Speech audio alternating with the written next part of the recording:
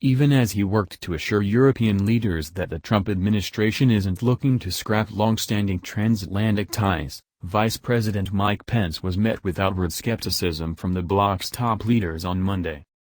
Speaking after talks with European Council President Donald Tusk, Pence offered a conciliatory tone, insisting that bonds between the United States and Europe would endure. But Tusk himself was more blunt. Even while expressing an optimistic outlook, he acknowledged the bilateral ties had entered new, uncertain territory. "Thank you for this meeting. We all truly needed it," Tusk said after he walked on stage with Pence. "Too much has happened over the past months in your country, and in the EU, too many new and sometimes surprising opinions have been voiced over this time about our relations, and our common security, for us to pretend that everything is as it used to be." It was a pointed display of honesty for a formal joint statement in front of reporters. Tusk said he'd secured commitments from Pence on key areas, international order, security, and the U.S. stance toward the EU, but was cautious in declaring the relationship on firm ground. In reply to these three matters, "I heard today from Vice President Pence 3 times yes," Tusk said.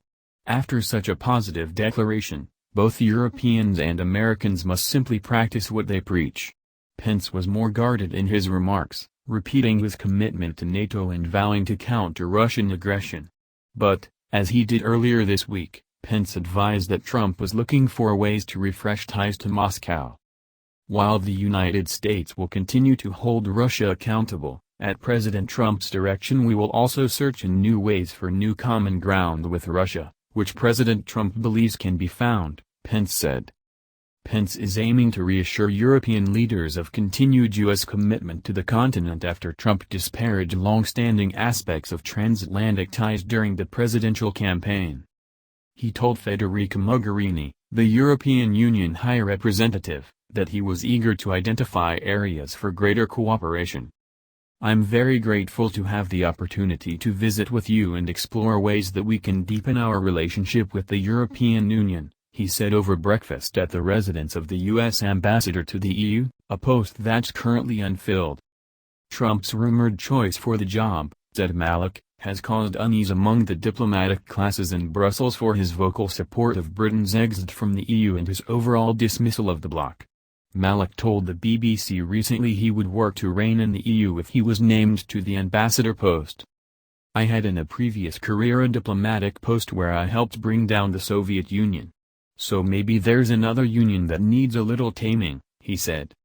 It's sentiments like that which have worried Europeans, who regard Trump as an advocate for Brexit-like splits within their union.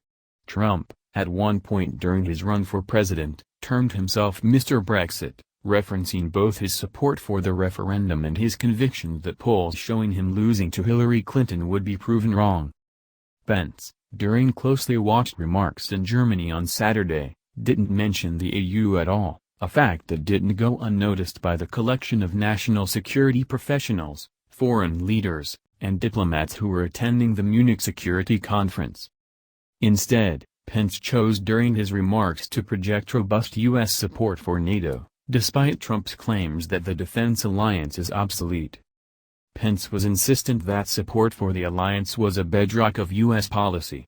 But he demanded that other member nations scale up their defense spending to meet NATO's requirements, a long-standing request of U.S. presidents that Trump has amplified.